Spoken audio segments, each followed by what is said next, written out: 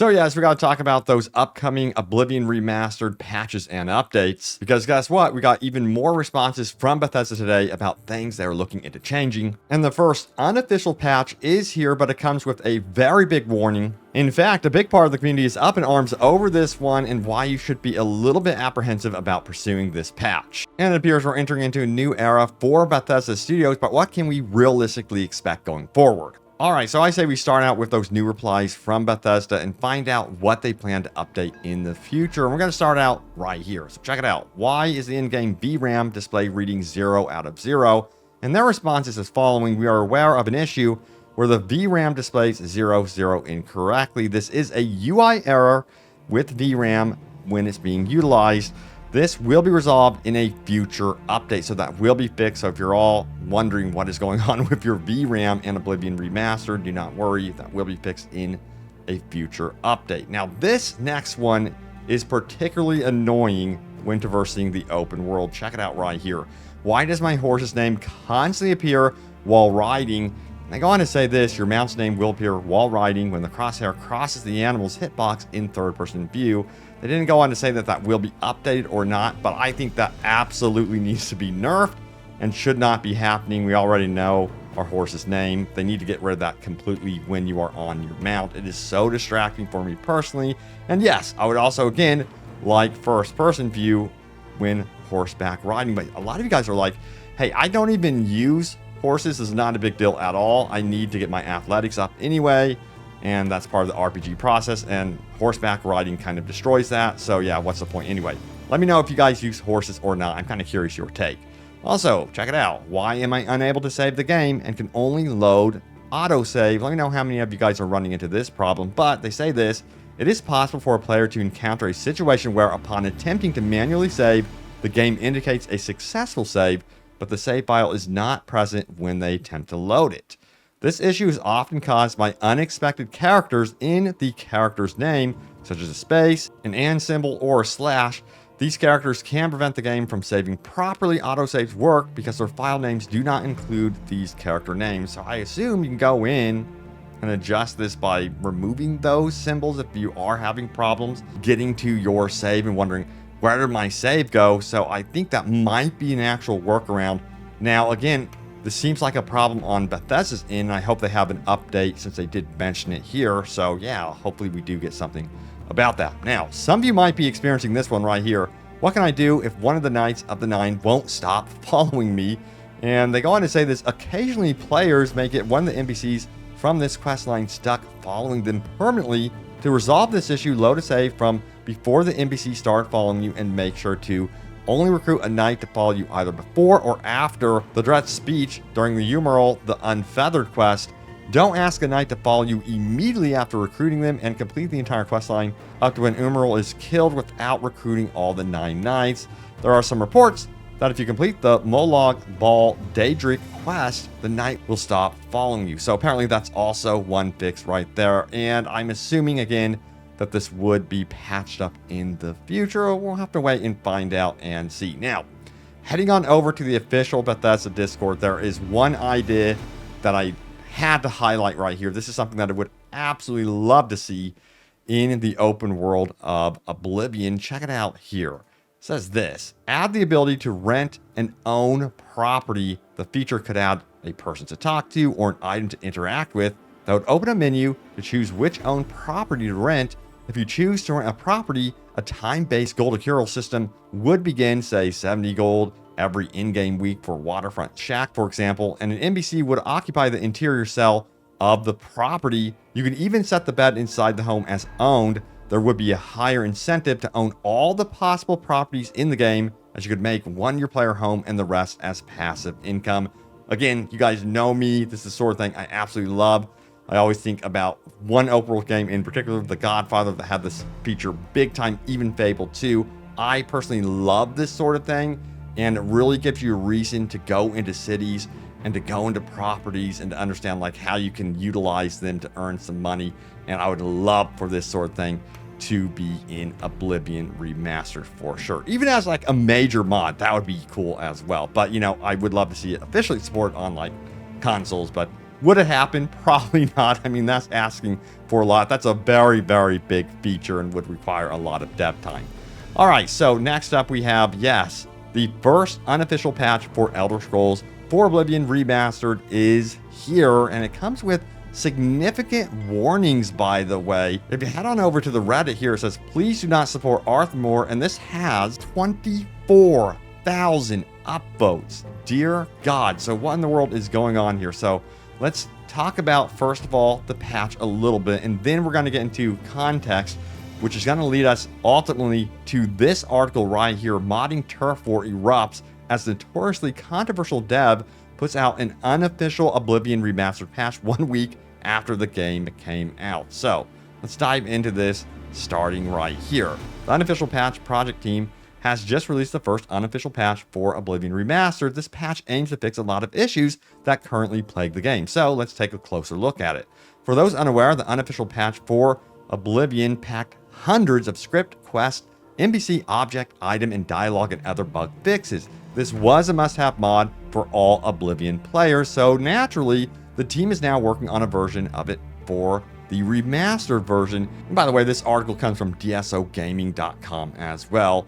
Furthermore, they say this, the first version of the unofficial patch merges all relevant fixes from the previous versions. This covers all of the base game content provided by the remaster. Moreover, all scripts have been reconciled with fixes provided for the base game. They also have further work to do down the pipeline on this big, massive patch endeavor, which again would be considered unofficial. But what about this strange turf war that is seemingly emerging from this unofficial patch? So let's get into it. From PCGamer.com, it says, which is more drama than you expect from a collection of Oblivion bug fixes, but tensions between Arthmore and the wider mod scene run deep and long. So this is a little bit of a backstory here first, some context. Infamously, Arthmore was behind Gate, the brouhaha that occurred when he updated his popular Open Cities mod for Skyrim. You've probably used it. It's the one that removes load screens when entering places like Whiterun and Solitude. It sounds pretty good to me,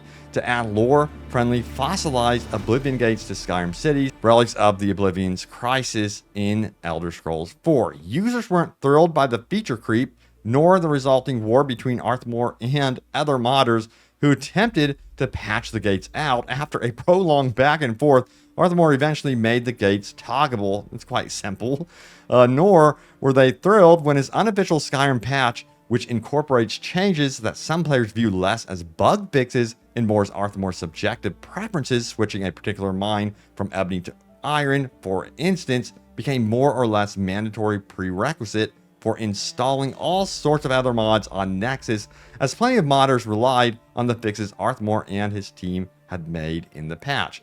People rackled at Arthmore being handed a great deal of control over Skyrim modding in general, for all intents and purposes, baking in his preferences and changes as an immutable part of the modded Skyrim experience. Let me know how you guys are feeling about the unofficial patch, but it definitely seems like there's a lot of pushback around it currently. Now, the article goes on to read this right here.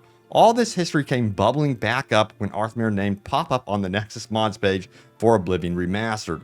The warning post on the Oblivion modding subreddit attracted over 1,000 upvotes, well, actually it's way more than that now, while the author compared the UORP with Arthmore's original patch for 2006's Oblivion and accused him essentially of copying it without proper testing. Making such extensive changes to so many records is far too risky, especially when the integration method between Unreal Engine 5 and the Elder Scrolls engine has yet to be fully understood. But I also understand why some players would be interested in installing an unofficial patch, because Bethesda seems to take forever doing any patchwork, and that's why a lot of the community are tempted to download such a patch. Now, the article also says this, that pretty much sums up the general tenor of the community response, with other players accusing Arthmore and his team of porting the original patch hastily just so he could stake a monopoly on unofficial patches again. And there's also reports of new issues introduced by the patch, a crash where entering certain stores, Argonian styles suddenly flipping to the front of their bodies and looking, well,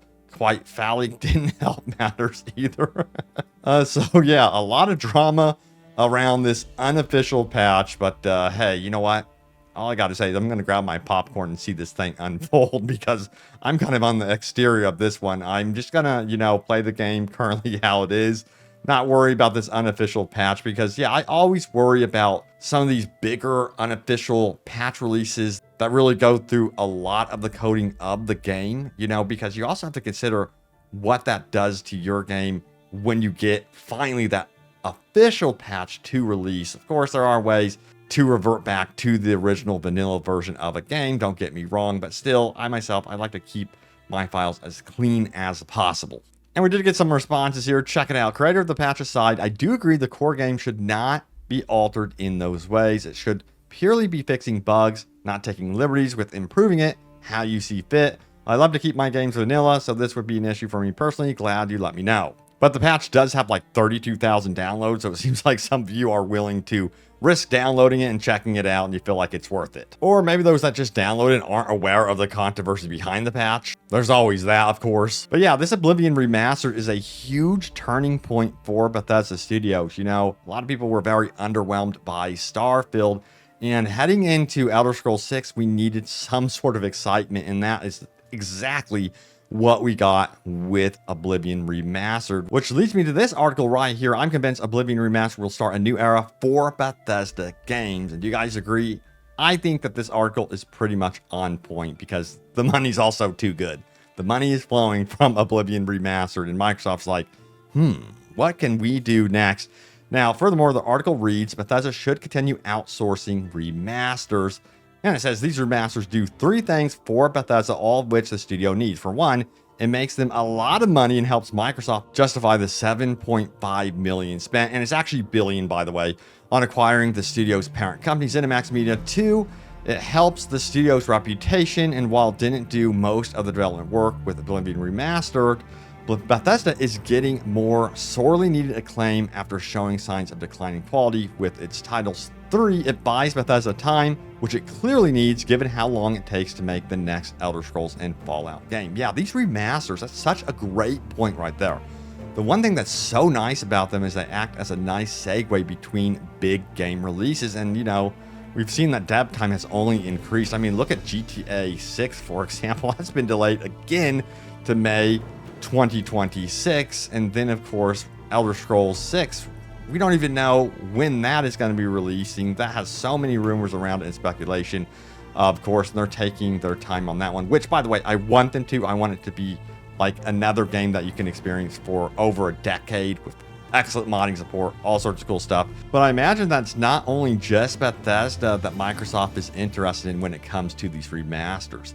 This has opened up an entirely new thing for Microsoft in particular, and they might just go all in, even when you consider things like Obsidian Entertainment, because from what I understand, they have also worked with Virtuos in the past on several projects, so that relationship already does exist. All they have to do is say, hey, you know what? It's time for Fallout New Vegas Remastered, let's go. So yeah, I think we might be getting a bunch of remasters in the future. All right, so you guys know what time it is. It's time to go over your top comments. So as always, remember, leave a comment down below. It could end up right here in a future video. So let's do this. All right, we have, I can promise you, giving the current quality of AAA games today, moving to an $80 price point is a surefire way for the company to lose money. And if you missed the news, which I'm sure you didn't, yeah, Microsoft also hiked their prices to like $80 games. They increased the price of all their consoles and a bunch of the peripherals as well. And this is the trend that we're seeing. First, Nintendo started this, and then I'm just waiting for PlayStation to make some sort of crappy announcement regarding their prices as well, because the whole situation is really, really terrible for the gaming industry, in my opinion. And you're going to see, I think, like some studios closing because of this, because of less sales. You're going to see people that aren't willing to buy these $80 games are going to put their foot down, and also they're probably going to migrate over to more indie games as well and cheaper games, because I think you're going to see a resurgence of like the $40 game like we saw with Helldivers 2. You're probably going to see that more often. It protects also the dev team as well. So yeah, we'll see what happens in the future, but I think that's the future right now. Currently, it's not going to be reversed. Now, we have this one right here. Haven't bothered to ride a horse much, since it's better to level up athletics by running, and I can run faster than the horse can run, lol. The last part's pretty funny. Yeah, so I've seen a lot of you guys mentioning that as well. So you're not too concerned about like, oh, I need first-person horse view. So it will happen. It doesn't seem like it might be on the priority list for Bethesda. I think they're more concerned about quality of life stuff and updates to the game. Although I will say I really, really want like a big expansion to this game, like quest lines, new quest lines, DLC, that sort of thing would be really, really cool. Now we have everyone remember when people kept saying it's $10 more, not a big deal. When games went from 49 to 59, you still think it's $10 more, and that's the idea, to slowly do that, you know. And there's so many excuses from a lot of these companies and corporations that, you know, it's inflation or this or that. It's just like, why do we have to pay for it, you know? I think it's BS, and we're seeing this trend continue and continue. It's just ridiculous.